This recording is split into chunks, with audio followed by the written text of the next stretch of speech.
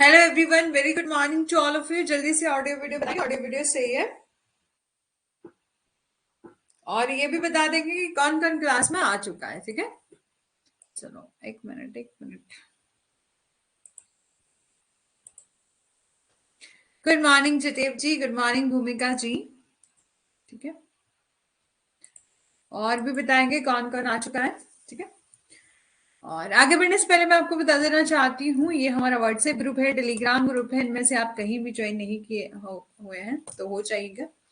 और यदि आप हमारा कोर्स परचेज करते हैं, आपको मिलते हैं notes, PYQ with answer, 100+ mock test. And ये रहा हमारा कोड। यदि आप इसको यूज करेंगे तो आपको 10% ऑफ मिलेगा।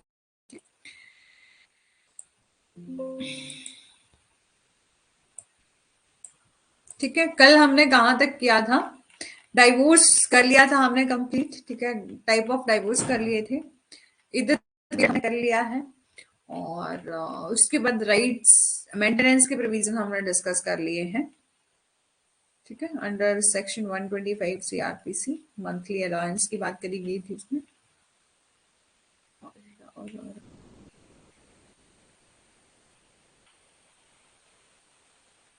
हाँ, इन केसेस को जो है डिस्कस कर रहे थे। ठीक, ऑडियो वीडियो बता देंगे। ऑडियो भी सही आ रही है? जदेव जी, भूमिका जी, कोई भी स्टूडेंट ज्वाइन है क्लास में, बता देंगे ऑडियो वीडियो सही है।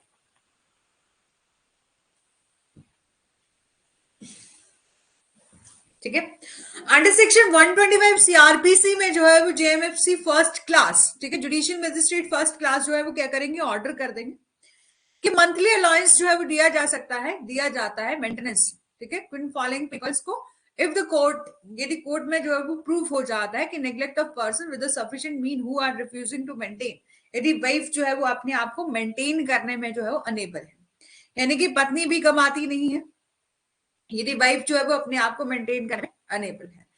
लेजिटिमेट और इलेजिटिमेट माइनर चाइल्ड है, ठीक है, माइनर और मैरिड और unmarried both, and unable to unable maintain itself, और खुद को जो है वो अनेबल मेंटेन करने में जो है वो अनेबल है। ठीक है, और यदि लेजिटिमेट और इलेजिटिमेट मेजर चाइल्ड है और फिजिकली और मेंटली तौर पर वो इंजर्ड है, कि वो किसी भी तरह से इंजर, मतलब उसको फिजिकल और मेंटली तरीके से वो सही नहीं है, जिसके कारण वो अपने आप को मेंटेन नहीं कर सकता। और यदि मैरिड डॉटर है वो इसमें इंक्लूड नहीं होगी। मैरिड अनमैरिड डॉटर तब तक खर्चा ले सकती है जब तक कि उसकी शादी नहीं हो जाती। एक बार उसकी शादी हो गई उसके बाद वो पिता से खर्चा नहीं लेगी। ठीक है, और फादर और मदर अनेबल, जो कि ओल्ड एज पेरेंट्स हैं, है ना, ओल्ड एज पेरेंट्स हैं, ओल्ड एज नहीं, जब भी मतलब ये बच्चों की रिस्पॉन्सिबिलिटी है कि जब वो उनकी शादियां हो जाती हैं, कमाने वो लग पड़ते हैं, तो वो अपने पेरेंट्स की देखभाल करें। तो फादर एंड मदर जो कि अनेबल है अपने आप को मेंटेन करने के लिए, कि और देखभाल करने के साथ साथ यदि वो कहीं से पेंशन भी नहीं लेते, उनके पास अर्निंग का कोई सोर्स नहीं है, तो वो मेंटेनेंस देंगे, उनको खर्चा जो है वो दे। ठीक है, ऑल क्लियर मैम? ठीक है, कहीं भी कोई दिक्कत होगी, परेशानी होगी तो बता दें। एक दो दिनों से ना ये मेरा पता नहीं कैमरा ऑफ थोड़ा सा ब्लर कर रहा है। ठीक है, पता नहीं क्या दिक्कत हो रही है। तो बोला मंथली अलाउंस जो है वो दिया जाएगा, जो मजिस्ट्रेट है वो खुद डिसाइड करेंगे प्रोसीडिंग के दौरान, under section 125, and court can order interim maintenance during the proceeding. और अंडर सेक्शन 125 में ये भी बोला गया कि कोर्ट क्या कर सकता है, इंटरिम मेंटेनेंस, पेंडेंट लिट जिसे कहते हैं, जो कि आपका हिंदू मैरिज एक्ट में सेक्शन 24 में अलग से दिया गया। लेकिन सेक्शन 125 के रीजन भी ये कहते हैं कि मेंटेनेंस जो इंटरिम मेंटेनेंस होता है, इंटरिम मेंटेनेंस पेंडेंट लिट, मतलब कि पेंडिंग, जब प्रोसीडिंग आपकी पेंडिंग है कोर्ट में, तब से जो है वो मेंटेनेंस दिया जा सकता है ड्यूरिंग द प्रोसीडिंग। कब से दिया जाएगा? मान लीजिए पिटिशनर ने पिटीशन फाइल करी, ठीक है, उसके 60 डेज के बाद, ठीक है, 60 डेज के अंदर जो सर्विस ऑफ नोटिस हो गया, उसके 60 दिनों के अंदर उसको मेंटेनेंस जो है वो दिया जाएगा, खर्चा जो है दिया जाएगा। ठीक है, नेक्स्ट है आपका सेक्शन 125 जो है वो आपके सेकुलर प्रोविजन है। जैसे हम हिंदू मैरिज एक्ट पढ़ते हैं, उसमें सिर्फ हिंदू हिंदू लोग ही क्या कर सकते हैं, मेंटेनेंस ले सकते हैं। मुस्लिम लॉ में जो है वो आपको पता है कि मेंटेनेंस की बात तो करी गई है, लेकिन ओनली तब तक दिया जाएगा जब तक वो इद्दत पीरियड में है।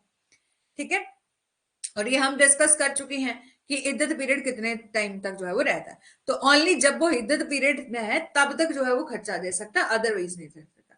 लेकिन सेक्शन 125 के प्रोविजन जो है वो आपके सेकुलर प्रोविजन है, जो कि गवर्न करते हैं maintenance law across all personal.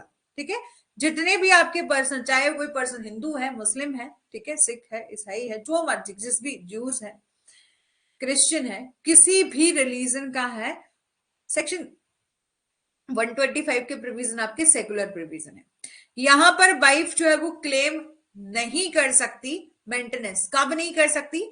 यदि वो अडल्ट्री में रह रही है, और यदि क्लेम कर भी दिया है, उसको खर्चा लग भी गया है, लेकिन बाद में प्रूव हो जाता है कि ये वाइफ तो अडल्ट्री में रह रही है, विदाउट एनी सफिशिएंट रीजन वो खुद हस्बैंड के साथ रहना जो है नहीं चाहती, ठीक है, और यदि वो रीमैरिज कर लेती है, दूसरी शादी कर लेती है, तो या और वो डाइवोर्स जब मतलब, और या तो वो डाइवोर्स कर लेती है, तो उस दिन से ही जो है वो मेंटेनेंस वो क्लेम नहीं करेगी। और यदि खर्चा लगा भी है पहले से भी, तो इन सभी ग्राउंड्स को देखते हुए उस मेंटेनेंस को, जो मेंटेनेंस ऑर्डर को कैंसिल भी जो है वो किया जा सकता है। सुखराम जी गुड मॉर्निंग। ठीक है, कहीं भी किसी को दिक्कत आएगी, परेशानी आएगी तो बता देना, ठीक है। और if husband and wife are living separately, यदि हस्बैंड और वाइफ जो है वो दोनों अलग अलग रहते हैं by mutual consent, even if in that situation wife is not entitle, यहां पर बोला कि उस स्थिति में पत्नी ऐसे किसी भी रखरखाव का दावा करने की हकदार नहीं है। सेक्शन 125 में ये बोला है कि मुस्लिम महिलाओं को अपने पति से गुजारा भत्ता प्राप्त करने के अधिकार को बढ़ाती है।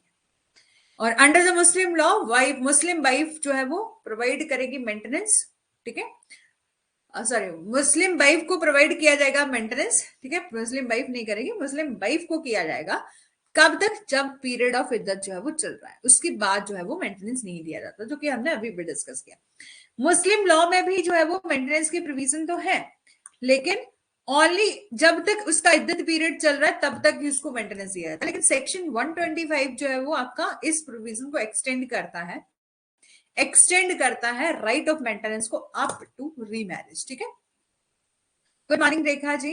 ठीक है, आई होप कि अब सभी आ गए होंगे, क्योंकि डेली 7 स्टूडेंट जो है वो अटेंड करते हैं क्लासेस को, और डेली जो है आप सभी आ गए। यहां तक तो हमने वैसे भी कर लिया था थोड़ा बहुत, ठीक है। अब हम केस करने जा रहे हैं, जो कि मैंने आपको पहले भी करवाया है, ठीक है। और हमारे इस कोर्स में, फिलर फॉर्म के इस कोर्स में 50 स्टूडेंट्स तक जो है वो कोर्स उन्होंने लिया है, लेकिन पता नहीं क्यों लाइव क्लास को अटेंड नहीं कर पाते। हो सकता है कि कहीं कॉलेज में, कोर्ट वगैरह में जाते होंगे, जिस कारण रिकॉर्डिंग देखते होंगे। लेकिन यदि कोई भी रिकॉर्डिंग भी देख रहा है, किसी को कोई दिक्कत आती है, परेशानी आती है, 10 मिनट निकाल के आप जो है वो 10 AM वाली क्लासेस में आ सकते हैं।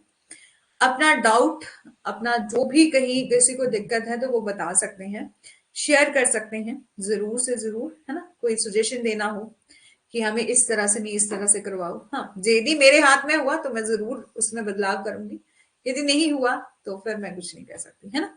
चलो स्टार्ट करते हैं। और यदि कहीं से आपको अदर भी कुछ कंटेंट मिल रहा है, जैसे फ्री में कुछ यूट्यूब पर भी आपको फ्री क्लासेस कुछ मिल रही हैं, तो जरूर से जरूर अटेंड करें, है ना। 50 तो फर्स्ट में लाइव आता है, 50 फर्स्ट पेपर फर्स्ट में तो बहुत होते हैं ना। पेपर फर्स्ट में तो देखो अभी 12 सब्जेक्ट है ना, 12 सब्जेक्ट हैं, सोशियोलॉजी है, पॉलिटिकल साइंस है, कॉमर्स के बहुत बच्चे होते हैं, तो इन सभी सब्जेक्ट्स के सब मिलाकर यदि 50 आ रहे हैं तो कम ही है, कम स्टूडेंट है। यदि 50 आ रहे हैं तो मान लीजिए हमारे लॉ के स्टूडेंट कम रहते हैं, तो 50 प्लस मतलब मान लीजिए जिन्होंने पेड कोर्स लिया है, ठीक है। तो कॉमर्स के हो सकता है 100 स्टूडेंट भी होंगे जिन्होंने कोर्स लिया है। इस तरह से देखो कि इतने सारे स्टूडेंट होंगे, 12 सब्जेक्ट है, तो उसमें यदि 50 आ रहे हैं तो कम होगा, है ना। चलो डिस्कशन नहीं करेंगे क्योंकि टाइम वेस्ट होता है इससे, तो स्टार्ट करते हैं। मोहम्मद अहमद खान वर्सेस शाह बानू बेगम 1985 का केस था, ठीक है। आप सभी को पता है, सबने केस जो है वो ये पढ़ के रखा है पहले से। तो सुप्रीम कोर्ट ने डिलीवर किया था इसमें इस जजमेंट में, और कहा था कि जो वुमेन होती है उसके पास राइट होता है, वो क्लेम कर सकती है मेंटेनेंस अंडर सेक्शन 125 सीआरपीसी में, ठीक है। और the code of criminal procedure not a civil law, ठीक है। अकॉर्डिंग टू सुप्रीम कोर्ट कोई भी कॉन्फ्लिक्ट नहीं होना चाहिए अंडर सेक्शन 125 सीआरपीसी और मुस्लिम पर्सनल लॉ में। क्यों? क्योंकि सेक्शन 125 के प्रोविजन जो है वो आपके, चाहे कोई पर्सन किसी भी कास्ट का है, किसी भी रिलीजन का है, किसी भी धर्म है ना, रिलीजन का है, सब पर जो है वो इक्वली अप्लाई होता है, एक क्रिमिनल नेचर है। और ये आपका मुस्लिम पर्सनल लॉ आपका सिविल इन नेचर है। लेकिन उसके बाद परिणाम क्या निकले, यानी कि केस की जजमेंट क्या आई, तो ये शाहबानो के फेवर में जो है वो आई।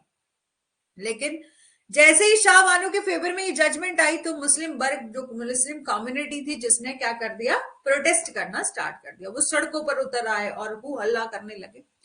जो उन्होंने देखा कि उन्हें विश्वास दिलाया गया था कि उनके धर्म और अपने स्वयं के धर्म व्यक्तिगत कानूनों के अधिकार पर ये हमला था। उन्होंने कहा, लोगों ने मतलब प्रोटेस्ट किया और ये कहा कि ठीक है, कि ये हमारे जो पर्सनल लॉ पर जो है वो अटैक हो रहा है।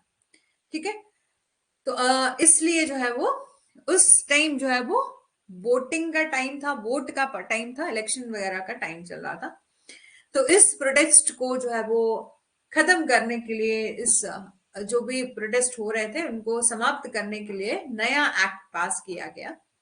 ठीक है, under the Muslim woman protection of right on divorce act 1986। ठीक है, इसमें पार्लियामेंट की जो वोट बैंक पॉलिसी जो है वो चल रही थी, जिसमें इस प्रोटेस्ट को खत्म करने के लिए, उस प्रोटेस्ट के विरोध को छोड़ने के लिए सुप्रीम कोर्ट ने जो शाह बानो बेगम के फैसले में को जो है वो कमजोर करते हुए इस एक्ट को जो है वो बनाया।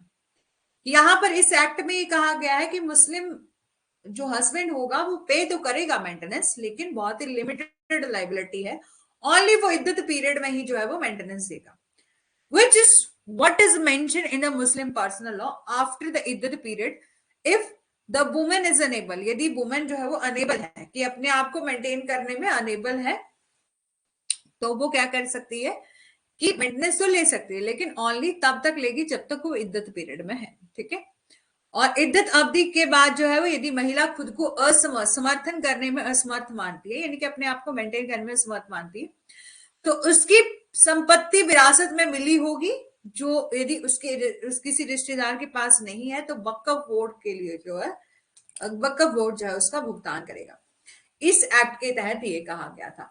और मुस्लिम woman protection of right on divorce act 1986 को क्रिएट किया गया। उसमें लॉट ऑफ कंफ्यूजन थी, वेरी वेग लॉ था, और जो कि इनेक्ट किया गया था वो जस्ट फॉर सिक्योरिंग, वो इसी पर्पस से जो है वो बनाया गया था, ताकि सिक्योर किया जा सके मुस्लिम मैन के इलेक्शन, मतलब वोट को जो है वो सिक्योर किया जाए। अब देखो, हमारे इंडिया में ना वैसे तो डेमोक्रेसी है, बहुत कुछ है ना, लेकिन आज भी धर्म के नाम पर जो है वो इलेक्शन होते हैं, है ना, सब जानते हैं कि धर्म के नाम पर, जाति के नाम पर, इवन कि आप देखेंगे कि कभी आपके पंचायत के इलेक्शन होंगे ना, है ना, तब भी वो धर्म और जाति के आधार पर जीते जाते हैं।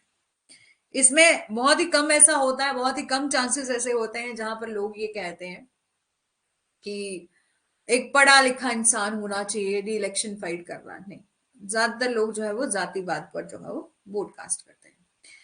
तो इस एक्ट के बनाने का पर्पस ये था कि सिक्योर करना वोट ऑफ मुस्लिम मैन। ठीक है, इन नेक्स्ट इलेक्शन में तो कंफ्यूजन प्रॉब्लम जो है वो created by the pathetic legislation was solved a little by the Supreme Court. ठीक है, इसके बाद Daniel Latifi versus Union of India 2000 का मामला आया, जिसमें सुप्रीम कोर्ट ने मुस्लिम हस्बैंड की लाइबिलिटी को अंडर द सेक्ट जो है वो नॉट लिमिटेड बताया इद्दत पीरियड के दौरान, और he has make arrangement within the period of iddat for her wife maintenance। ठीक है, उसे अपनी पत्नी के भरण पोषण के लिए इद्दत की अवधि के भीतर जो है व्यवस्था करनी होगी। ठीक है, उन्होंने ये कहा कि जो इद्दत पीरियड, इस केस में कहा कि वो फ्यूचर के लिए भी अरेंजमेंट करेगा विद इन इद्दत पीरियड में, जो इद्दत पीरियड चल रहा है अभी तक। ठीक है, तो उस इद्दत पीरियड के दौरान ही वो फ्यूचर में भी अपनी वाइफ के लिए अरेंजमेंट करके अपनी लाइबिलिटी से मुक्त होगा। So the maintenance would also account for after the iddat period, and but the husband must arrange it before the end of iddat। लेकिन husband को arrange करना पड़ेगा, पति को इद्दत के अंत से पहले ही इसकी व्यवस्था जो है वो करनी होगी। But the court also held the Muslim Women Protection of Right on Divorce Act 1986 as a constitution। ठीक है, लेकिन जो है वो कोर्ट ने हेल्ड किया कि ये जो एक्ट बनाया है ये आपका कॉन्स्टिट्यूशन है, संवैधानिक है। फिर है आपका नेक्स्ट प्रोविजन है मेंटेनेंस ऑफ चिल्ड्रन। तो यहां पर बोला कि फादर जो है वो बाउंड है, ठीक है, मतलब वो बाध्यकारी है, यानी कि बाउंड है कि वो मेंटेन करेंगे सन को जब तक भी वो अटेन नहीं कर लेता मेच्योरिटी, और डॉटर को कब तक मेंटेन करेंगे, जब तक कि वो मैरिज उसकी नहीं हो जाती, जब तक उसकी शादी नहीं हो जाती। और father is also liable to maintain major son, ठीक है। और इसके अलावा बोला कि वो मेजर सन को भी जो है वो क्या करेंगे, मेंटेन करेंगे। ये लुनाटिक है, ठीक है, यानी कि दिमागी तौर पर जो है वो पागल हो गया है, मानसिक और शारीरिक रूप से असक्षम हो गया है, तो फादर की रिस्पॉन्सिबिलिटी है, वो उनकी लाइबिलिटी है कि वो तब भी उसको मेंटेन करेंगे। Father is not bound to maintain children if they refuse to live with him और विदाउट एनी रीजनेबल कॉज। बोला है कि पिता अपने बच्चों के को मेंटेनेंस देने के लिए बाध्यकारी नहीं है यदि वे बिना किसी उचित कारण के उसके साथ रहने से इनकार कर देते हैं। फादर हैज नो ऑब्लिगेशन, कि फादर की कोई ऑब्लिगेशन नहीं है कि वो मेंटेन करेंगे इलेजिटिमेट चाइल्ड को अंडर द मुस्लिम लॉ, ठीक है। अंडर द मुस्लिम लॉ में फादर की रिस्पॉन्सिबिलिटी जो है वो इलेजिटिमेट चाइल्ड की बिल्कुल नहीं होती, नाजायज बच्चे को बनाए रखने का कोई दायित्व नहीं है। बट यदि हम सेक्शन 125 के प्रोविजन में जाते हैं तो सेक्शन 125 अब सीआरपीसी के प्रोविजन जो है वो क्या है, सेकुलर प्रोविजन है। यहां पर बोला कि मदर की लिटिल लाइबिलिटी है, बिल्कुल थोड़ी लाइबिलिटी है कि वो मेंटेन करेंगे अपने चिल्ड्रन को। Only in a Hanafi law if her husband is poor, यदि बोला कि हनाफी लॉ में ये कहा गया है कि हस्बैंड यदि पोअर है और यदि वाइफ जो है वो रिच है, यानी कि वो अपने अच्छा खासा कमाती है ना। आजकल के टाइम में भी आपने देखा होगा, जरूरी नहीं है कि हस्बैंड ही बहुत अच्छा कमाता है, कई केसेस में हस्बैंड कम भी कमाता हो। आजकल की लाइफ ना इस तरह से चलनी चाहिए कि हस्बैंड वाइफ दोनों मिलकर कमाए, है ना। इतना महंगाई भरा जीवन हो गया है ना, तो हस्बैंड वाइफ दोनों जो है वो इक्वली कमाए, थोड़ा थोड़ा भी कमाए तब भी आसानी से चल पड़ेगा। घर के 4 लोग हैं, कम से कम 3 लोग कमाते हो तो कोई दिक्कत जो है वो नहीं आती, है ना। कम से कम 2 भी कमाते तो भी ठीक है। तो यदि बोला कि अंडर हनाफी लॉ में बोला कि हस्बैंड जो है वो आपका पुअर है, यदि उसकी वाइफ रिच है तो लाइबिलिटी जो है वो मेंटेन करने की किसकी हो जाती है, उस वाइफ की जो है वो हो जाती है।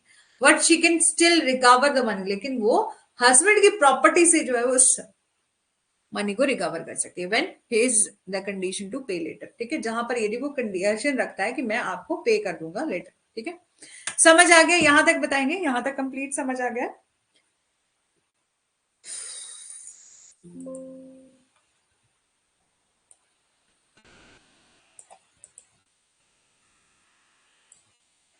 हो सकता है कल आपका ये मुस्लिम लॉ खत्म हो जाए, ठीक है। और डॉर, डॉर होता है mahr, Muslim law. given to the wife by the husband as a token to respect also act as a check on the, यहां पर बोला कि डॉर क्या होता है, महर, ठीक है। अब जदेव जी कहेंगे महर नहीं होता महर होता है, तो इसको खुद से कर लीजिएगा, ठीक ठीक है। अब मैं हाथ से तो लगा नहीं सकती, तो महर, महर मुस्लिम कानून में जो है वो क्या कुछ दिया गया। यहाँ पर बोला कि पति द्वारा पत्नी को सम्मान के प्रतीक के रूप में दिया जाता है क्या, महर, जो पति द्वारा तलाक की लगभग असीमित शक्ति के मनमाने अभ्यास पर अंकुश लगाने के रूप में जो है वो कार्य करता है।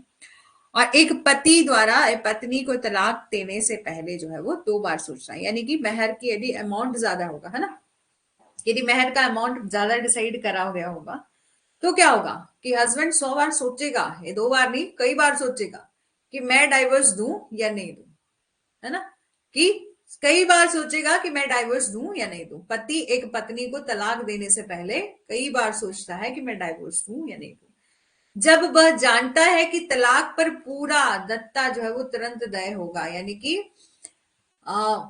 ठीक है, कि when he know that upon divorce the whole of dowry would be payable immediately, so basically dowry क्या है, एक ऑब्लिगेशन है जो कि इम्पोज करी जाती है upon husband as a mark of respect of the to the wife, ठीक है, जो मूल रूप से दहेज जो है वो पत्नी के समान के रूप में जो है वो पति के द्वारा लगाया जाता है। डॉर एक क्या होती है, मनी होती है जो कि डिसाइड करी जाती है कि एज रिस्पेक्ट के रूप में जो है वो पत्नी को रखी जाती है, कि यदि इन केस जो है वो पति द्वारा तलाक लिया जाता है तो मतलब उस टाइम जो है वो उस पर्सन को, उस पत्नी को दिया जाएगा। ठीक है। स्पेसिफाइड डॉर क्या होता है? कुछ आप मेरे को टाइपिंग के लिए रख लो। अच्छा, ठीक है। तो स्पेसिफाइड डॉर क्या होता है? तो amount is decided usually eight the time of marriage in the case of minor husband. यहां पर बोला कि राशि आमतौर पर जो है वो शादी के समय तय कर दी जाए। स्पेसिफाइड डॉर क्या होता है? जो कि पहले से स्पेसिफाइड होता है। तो eight the time of marriage जो पहले से डिसाइड कर लिया जाता है उसको हम क्या बोलते हैं? स्पेसिफाइड डॉर कहते हैं। इन केस यदि माइनर हस्बैंड है ना, कि यदि इन केस माइनर हस्बैंड है और फादर, तो क्या करेंगे? फादर हैज पावर, यहां पर फादर के पास पावर है कि वो कॉन्ट्रैक्ट बनाएंगे ऑफ डॉर का on the behalf of him. ठीक है। तो यहाँ पर टू टाइप जो है दिए गए। देखो, बोला स्पेसिफाइड डॉर क्या होता है? क्योंकि eight the time of marriage जो है वो फिक्स कर लिया जाता है, डिसाइड कर लिया जाता है, स्पेसिफाई कर लिया जाता है, उसको हम स्पेसिफाइड डॉर कहेंगे। और इन केस ऑफ माइनर, यदि हस्बैंड जो है वो आपका माइनर है तो हस्बैंड के फादर जो है वो उस हस्बैंड के बिहाफ पर क्या करेंगे? कॉन्ट्रैक्ट करेंगे, किसका? डॉर का, on the behalf of him. और it is of the two type, ये आपका दो तरह का है। सबसे पहले आपका प्रॉपर डॉर, कि proper dower is payable immediately after the marriage if demanded by the wife. ठीक है। यहां पर बोला कि पत्नी द्वारा मांगे जाने पर जो है वो शादी के तुरंत बाद शीघ्र डॉर जो है वो दिया जाता है। यानी कि प्रॉपर डॉर जो है वो पेबल किया जाता है इमीडिएटली, जब भी पत्नी मांगेगी आफ्टर मैरिज उसको जो है वो इमीडिएटली दिया जाना चाहिए। और शी में demand the same at the any time before और आफ्टर कंसुमेशन। ठीक है, कि समाप्ति से पहले या मतलब कंसुमेशन से पहले, शादी के कंसुमेट होने से पहले या बाद में वो तब भी मांग सकती है, यानी कि इमीडिएटली जो दिया जाएगा उसको हम प्रॉपर डॉर कहेंगे। So long as a proper dower remain unpaid, कि जब तक जो है वो आपका प्रॉपर डॉर अनपेड है तो वाइफ जो है वो रिफ्यूज कर सकती है कि मेरे को हस्बैंड के साथ नहीं रहना है ना, नहीं रहना, तब तक जो है वो रिफ्यूज कर सकती है। Non payment of profit dower is a complete defence, कि यदि उसको प्रॉपर डॉर नहीं दिया गया है तो वो कंप्लीट, उसके पास कंप्लीट डिफेंस है कि वो सूट फाइल कर सकती है रेस्टिट्यूशन ऑफ कंजुगल राइट के लिए, फाइल्ड बिफोर कंज्यूमेशन। और if however the suit is filed after the consummation, the court while decreed restitution would make it conditional on the payment of a proper toll। हालांकि यदि मुकदमा समाप्ति के बाद जो है वो दायर किया जाता है तो अदालत क्षतिपूर्ति का आदेश जो है वो देते समय इसे शीघ्र भुगतान पर जो शर्त बना देगी। एंड डेफर डॉर का क्या मतलब है? तो mehr which is payable on the dissolution of marriage by the death और divorce on the happening of the specified event is known as a defer dower. देखो, प्रॉपर डॉर जो होता है वो इमीडिएटली दिया जाता है आफ्टर मैरिज, इमीडिएटली जब भी वाइफ डिमांड करेगी तो दिया जाएगा। डेफर डॉर क्या होता है? ये पेबल किया जाता है ऑन द डिसोल्यूशन, कि जब शादी डिसॉल्व हो रही हो, ये आपका आफ्टर मैरिज दिया जाता है। ठीक है, जैसे शादी हो गई, ठीक है, उसको प्रॉपर डॉर दे दिया जाता है। ठीक है, लेकिन डेफर डॉर जो है वो कब दिया जाता है? जब शादी का विघटन हो रहा हो, यानी कि डिसॉल्व हो रही हो, डाइवोर्स जो है, तलाक जो है वो हो रहा हो। तो मेहर जो है वो आपका पेबल होता है कब? जब डिसोल्यूशन ऑफ मैरिज हो रहा हो बाय द डेथ और डाइवोर्स और happening of the specified event is known as a defer Dar.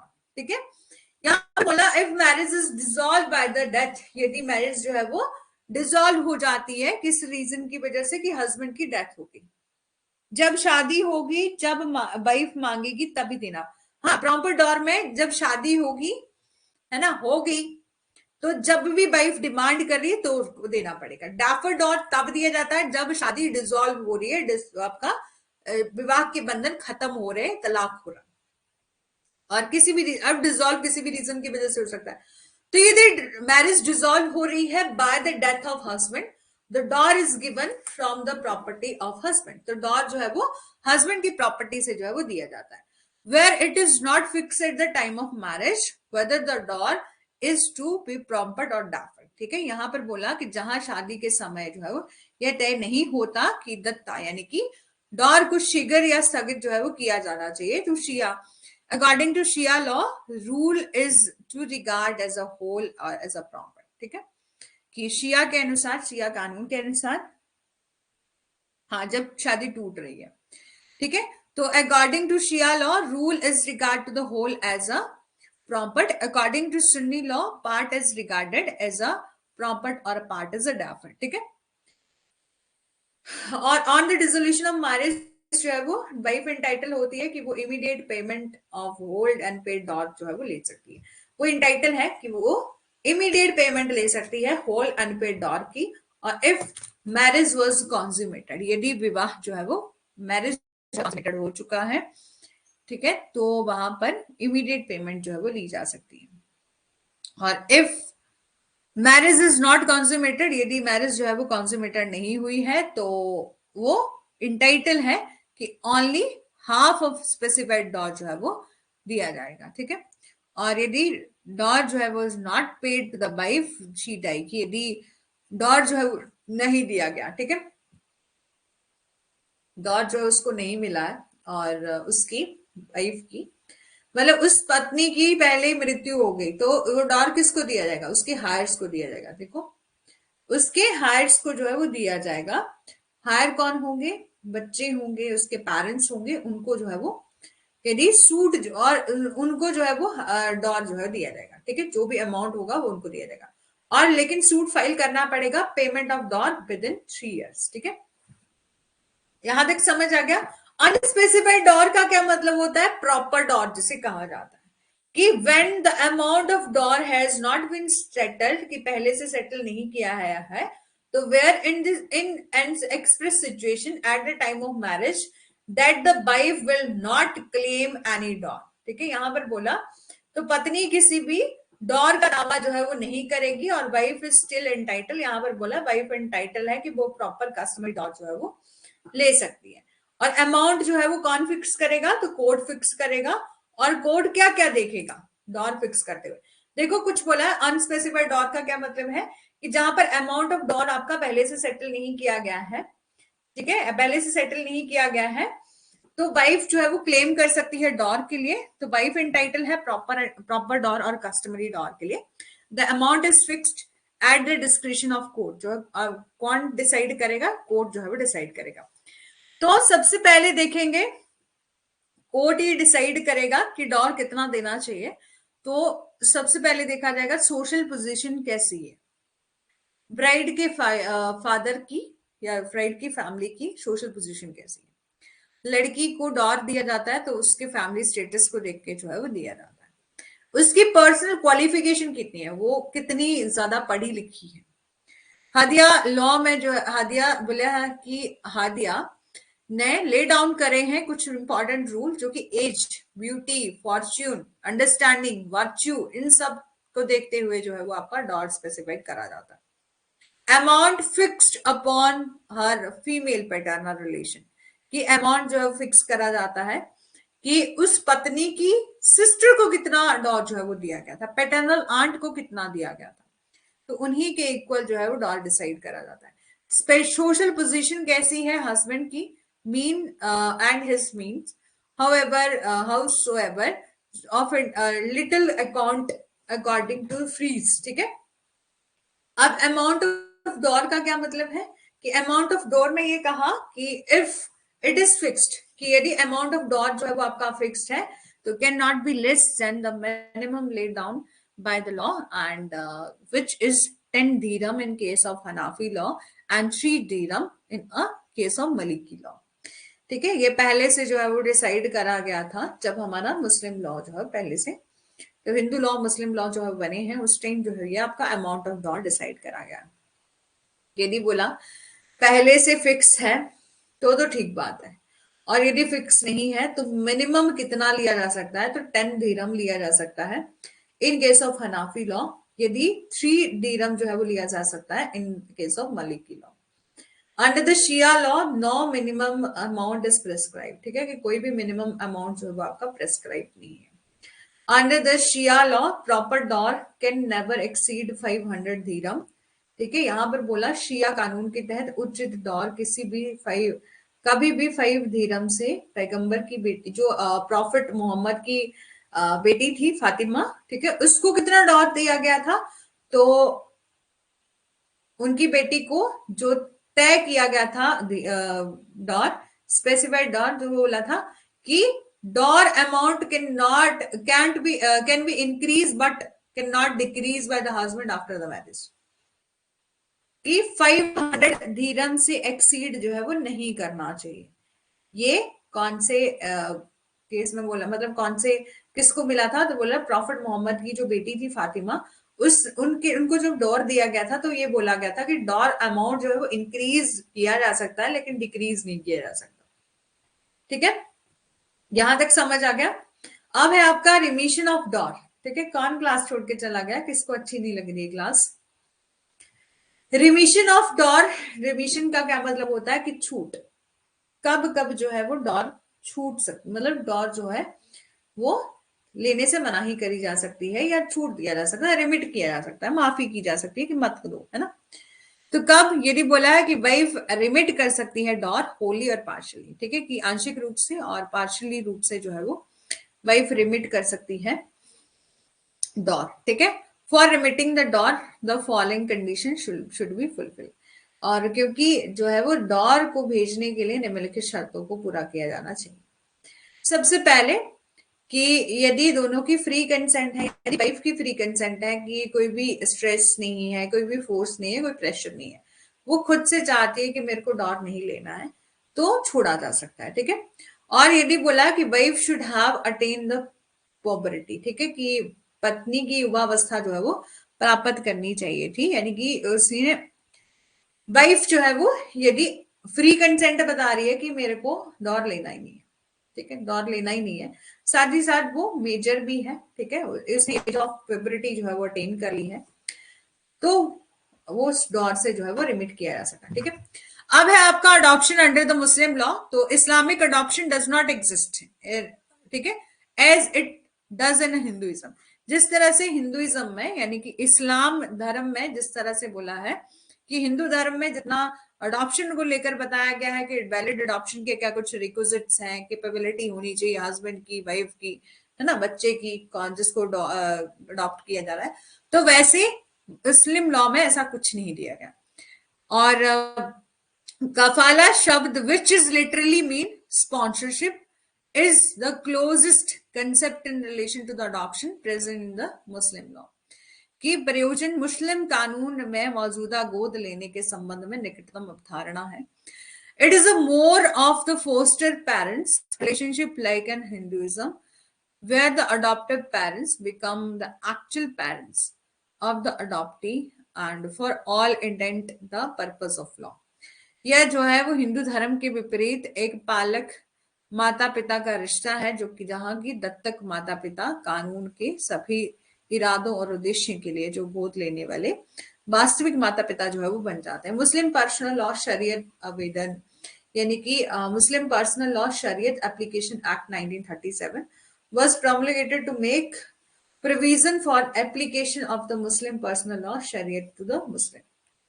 Section 2 of, ठीक है, section 2 of Muslim personal law शरीयत एप्लीकेशन एक्ट 1937, ठीक है, इसमें सेक्शन 2 ये कहता है application of personal law to Muslim, notwithstanding any custom or usages to the contrary in all questions, save question related to the agriculture land, regarding interstate succession, special property of female, including a personal property inherited or obtained under the contract, gift or other provision of the personal law, marriage, dissolution।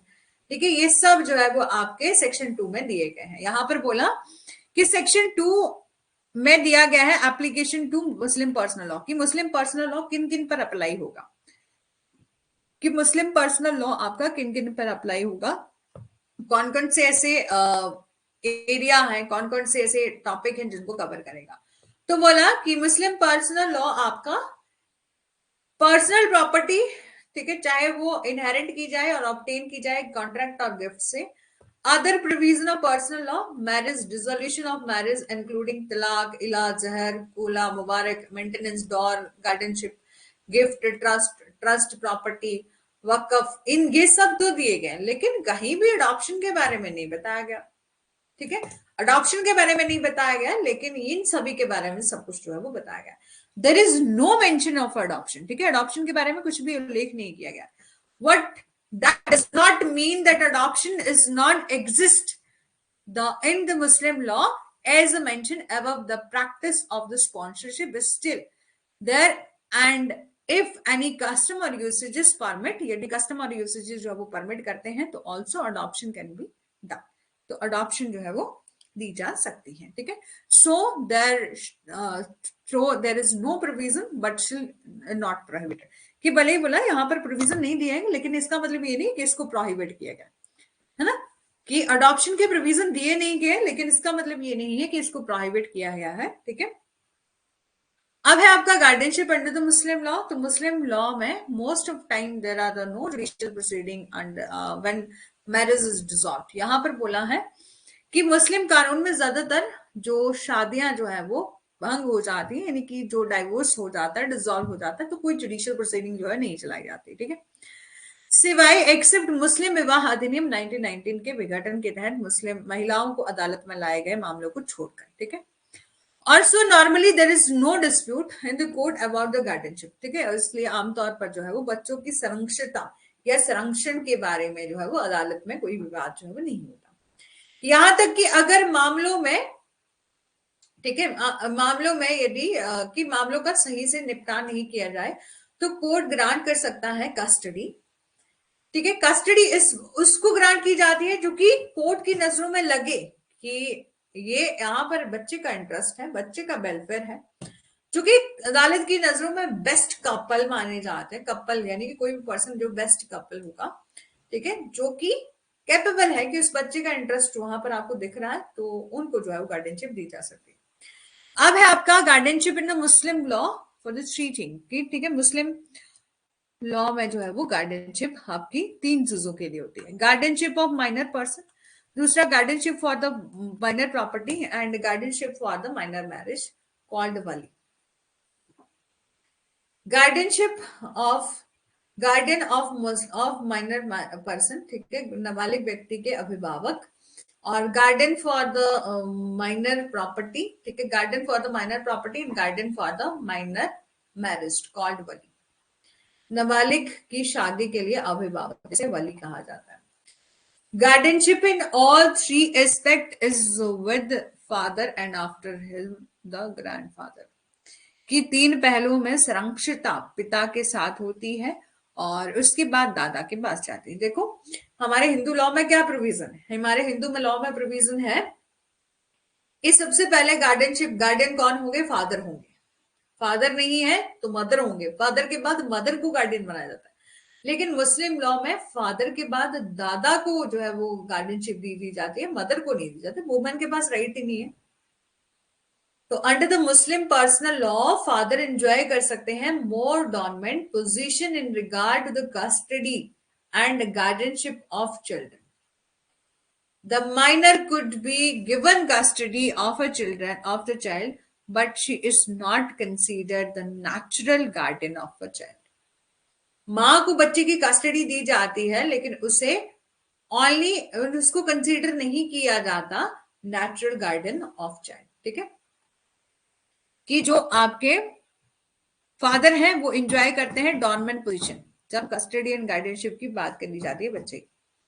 Mother के पास इतने right नहीं है, mother माँ को जो है वो बच्चों की कस्टडी जो है दी जा सकती है, लेकिन ओनली कस्टडी दी जा सकती है, वो गार्डियन नहीं बन सकती। ठीक है, कस्टडी और गार्डियनशिप में क्या डिफरेंस होता है, कस्टडी और गार्डियनशिप से आप क्या समझते हैं, मेरे को ये बताना।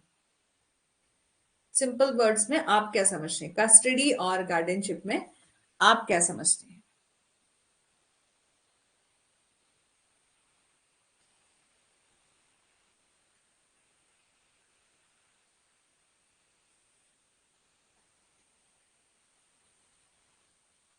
आज 23 मार्च है, शहीद दिवस है आज।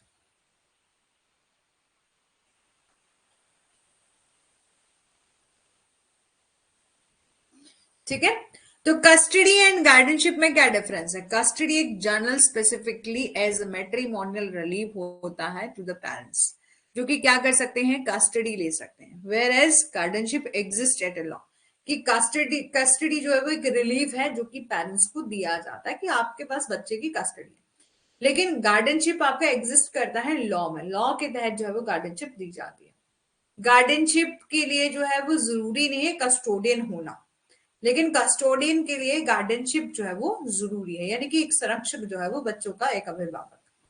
Guardianship is more comprehensive term, ठीक है। गार्डियनशिप जो है वो क्या है, मोर कॉम्प्रिहेंसिव टर्म है and can not wider right than where the custody, ठीक है। और ये केवल जो है वो अभिरक्षा की तुलना में व्यापक अधिकारों को दर्शाता है।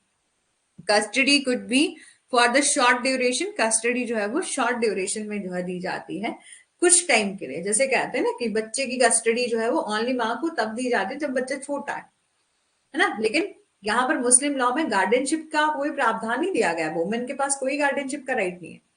कस्टडी जो है उनकी शॉर्ट ड्यूरेशन में दी जाती है, स्पेसिफाइड पर्पस के लिए दी जाती है, लेकिन गार्डियनशिप क्या है, परमानेंट इन नेचर है, ठीक है। Custody might not be with the father, हिरासत पिता के पास जो है वो नहीं हो सकती है, लेकिन मुस्लिम कानून में संरक्षता हमेशा पिता के पास रहती है। शिया लॉ में मदर के पास राइट है कस्टडी का, माइनर चाइल्ड का राइट है कस्टडी का, ठीक है। और यानी कि हिजानत तब तक रहता है जब तक कि बेटा 2 साल का नहीं हो जाता, बेटी 7 साल की उम्र प्राप्त नहीं कर लेती, तब तक कस्टडी जो है वो मदर के पास रहती है। और अंडर द हनाफी लॉ, ठीक है, यानी कि सुन्नी लॉ में क्या बोला है कि मदर एंटाइटल है कि वो कस्टडी दे सकती है बच्चे की, सन की, कब तक, जब तक वो 7 साल उम्र जो है वो क्रॉस नहीं कर लेता। और जो डॉटर है वो कब तक जो है वो मदर के पास रहेगी, मदर के पास कस्टडी रहेगी जब तक वो अटेन नहीं कर लेती puberty. And mothers right continue even she is divorce from the father of child unless she remarry, in which case the custody belongs to the father, ठीक है। यहां पर बोला कि माँ का अधिकार जो है वो जारी है भले ही वो बच्चे के पिता से जो है तलाकशुदा है, और यानी कि जब तक कि पुनर्विवाह नहीं कर लेती, इस मामले में संरक्षक जो है वो पिता का रहता है।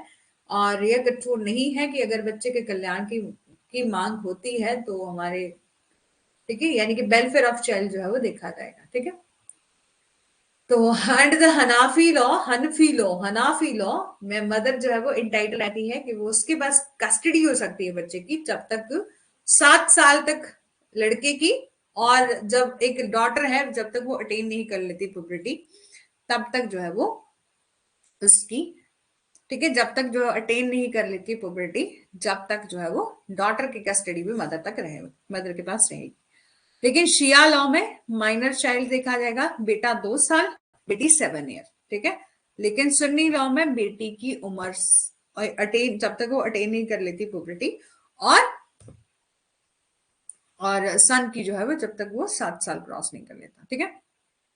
समझ आ गया। फिर आपका केस है एक इरफान अहमद शेख वर्सेस फिल्म मुमताज, AIR 1999, बॉम्बे 25, ठीक है। यहां पर बोला कि custody of female child was given to the mother, ठीक है, कि इस केस में जो है वो कस्टडी दी गई थी फीमेल चाइल्ड की, किसको, मदर को, ठीक है। और mother marriage with the child, father was dissolved, और जिस यस पुबर्टी, ठीक है। तो आपका है कि इस केस में क्या बोला गया था कि कस्टडी किसको दी गई थी, फीमेल चाइल्ड की कस्टडी जो है मदर को दी गई, ठीक है। और ये बोला कि जो मदर है जिनको कस्टडी दी गई उनसे उस बच्चे के फादर के साथ रिश्ता खत्म हो गया, डिसॉल्व हो गया, उसने रीमैरिज कर लिया, दूसरे पर्सन से शादी कर ली, जो कि with in prohibited degree relationship में नहीं आता of child. Court nevertheless give the custody to mother, the child has also expressed a desire to remain with the mother, ठीक है। अदालत जो है वो माँ को संरक्षण दे दिया, अदालत ने माँ को ही कस्टडी दे दी क्योंकि बच्चे का माँ के साथ रहने की इच्छा, बच्चे की इच्छा क्या थी कि उसको माँ के साथ जो है वो रहना है, ठीक है। इसलिए फीमेल चाइल्ड की कस्टडी जो है वो मदर को दे दी गई। अकॉर्डिंग टू कोर्ट, यहां पर कोर्ट ने कहा कि मुस्लिम law has not only laid on a general rule, ठीक है, यहां पर बोला कि कानून में न केवल कि एक सामान्य नियम निर्धारित किया है, बल्कि डिफरेंट डिफरेंट मैटर में प्रोवाइडेड किया है exceptional circumstances to be made with और in the matter of custody, और if it has never ignored the wishes of a minor child who is the age of discretion, ठीक है, custody के मामले में जो है वो इसने कभी भी ऐसे नाबालिग बच्चों की इच्छाओं को नजरअंदाज नहीं किया है जो कि विवेकाधिकार की उम्र का ना हो, ठीक है, उम्र का हो। और कोर्ट ने हेल्ड किया कि यहाँ पर मुस्लिम लॉ जो है वो मुस्लिम law has not only laid down a general rule but has also different matter provide किया है for the exceptional circumstances to be made with it, और if in the matter of custody it has never ignored कि कभी भी बच्चे का जो interest और डिस्क्रिप्शन जो है वो नहीं किया जाता, और even show the natural guardian the father, यहाँ पर बोला इवन यदि हम देखें कि नेचुरल गार्डियन कौन है, फादर है, उनका प्राइमा फेसा ही देखा जाएगा कि बच्चे की कस्टडी और बच्चे का इंटरेस्ट जो है वो देखा जाएगा। और लेकिन नकारात्मक यदि ऐसा है कि कहीं भी यदि उस बच्चे का कल्याण उसकी माँ के साथ निहित है तो कस्टडी जो है उसकी माँ को ही दी जाएगी। ये कौन से केस में हेल्ड किया गया था? अब्दुल कलाम वर्सेस अख्तर बीबी के केस में। यहाँ पर बोला गया था कि हम बच्चे का इंटरेस्ट देखेंगे, बच्चे की इच्छा देखेंगे, यदि बच्चा जो है वो माँ के साथ रहना चाहता है तो माँ को ही जो है उसकी कस्टडी दे दी जाएगी। टेस्टामेंट्री गार्डियन क्या मतलब होता है? टेस्टामेंट्री होता है वसीयतनामा। जैसे हमने हिंदू लॉ में भी कवर किया था कि फादर ने क्या किया, वसीयत बनाई और अपने बच्चे का गार्डियन जो है वो किसी ए पर्सन को अपॉइंट कर दिया।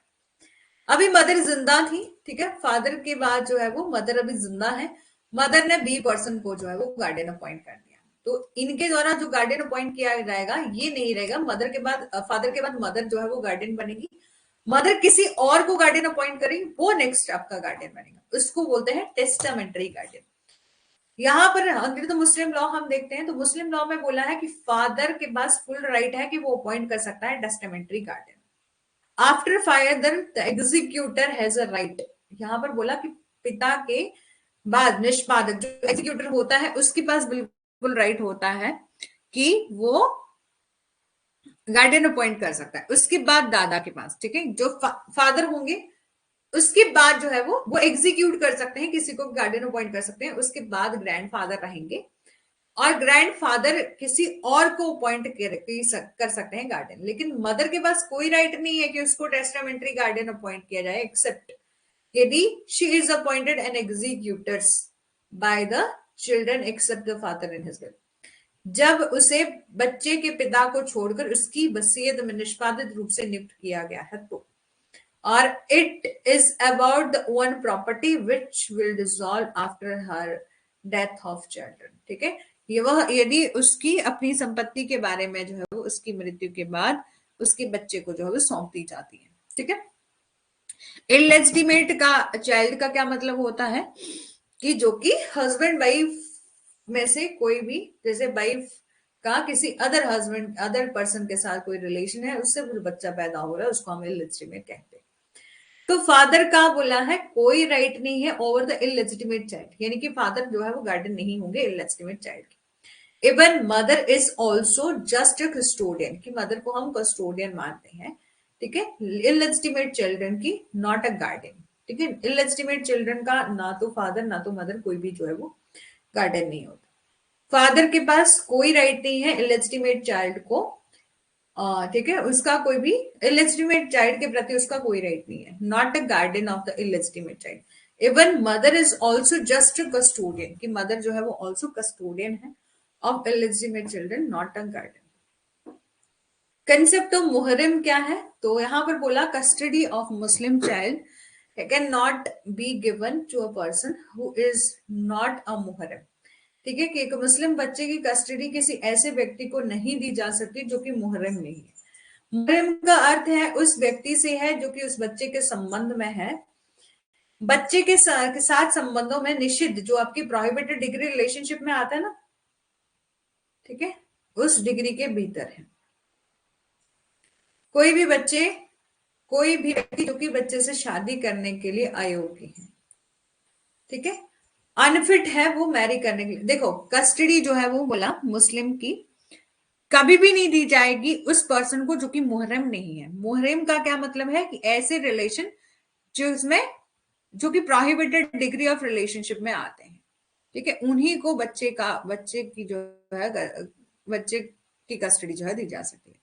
यानी कि ऐसे लोग जो कि अनफिट है उस बच्चे से शादी करने के लिए, ठीक है, उन्हीं को हम जो है वो बच्चे की कस्टडी देंगे। पावर क्या है गार्डियन के पास, ठीक है, तो गार्डियन क्या कर सकता है, सेल कर सकता है उसकी मूवेबल प्रॉपर्टी को। और क्यों क्यों सेल कर सकता है, यदि बच्चे की जो बेसिक जरूरतें हैं, फूड, क्लोथिंग, नर्सिंग, उसके लिए जो है वो बच्चे की आवश्यकताओं को देखते हुए उसकी प्रॉपर्टी को सेल किया जा सकता है। कैन एलिनेट किया जा सकता है मूवेबल प्रॉपर्टी को only in exceptional circumstances and the fraudulent transaction are voidable at the instance of minor, ठीक है। और दूसरा, can lease the property for the benefit और need of a minor but the duration of lease can not be more than duration of a minority.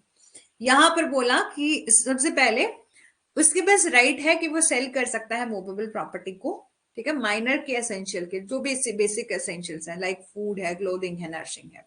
दूसरा, alienate किया जा सकता है मूवेबल प्रॉपर्टी को only in exceptional circumstances and fraudulent transaction are voidable at the instance of a minor.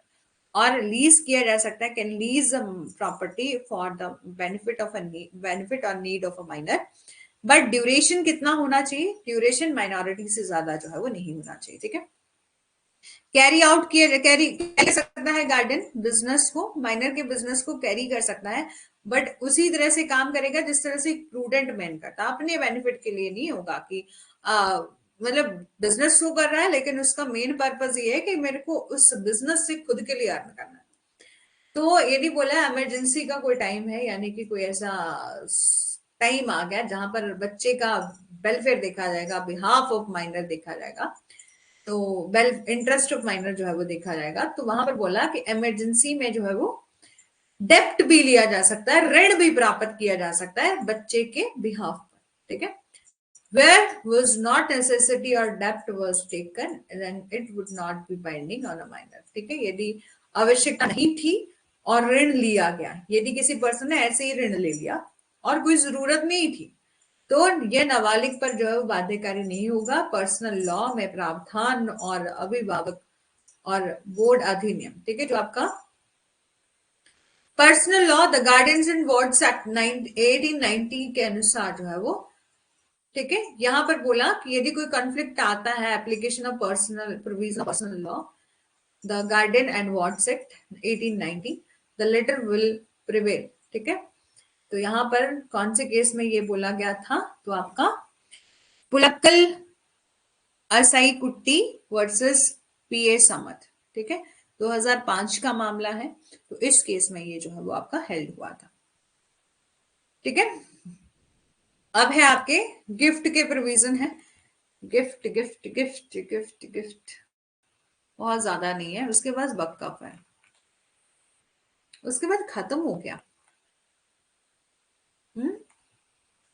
Theory of divorce तो हमने पहले ही कर लिया है और यूसीसी के प्रोविजन हमने पहले डिस्कस कर लिए।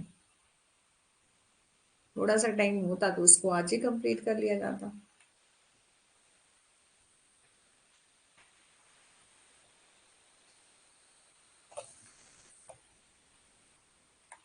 ठीक है, मुहर्रम वगैरह यहां तक बताएंगे, सबको समझ आ गया, सबको समझ आ गया। उसके बाद आपकी 10 यूनिट को कर लिया जाए पहले, इस 7 यूनिट के बाद हम 10 यूनिट को कर ले, 8 को कर लेते हैं वैसे, है ना।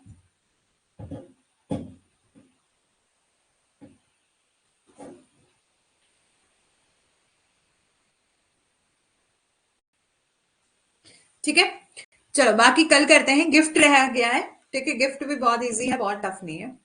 उसके बाद जनरल रूल है गिफ्ट के, और उसके बाद वक्फ है, फीचर ऑफ वक्फ है। डिफरेंस क्या क्या है between the Waqf and trust के बीच में, ये हम कल करेंगे।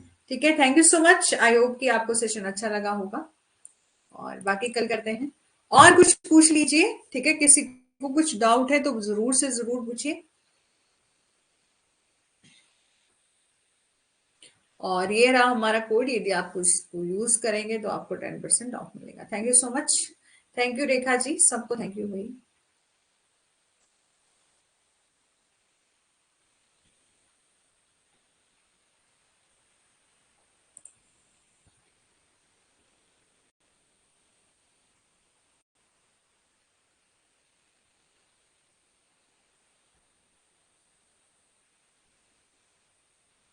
Thank you so much Sukhram ji.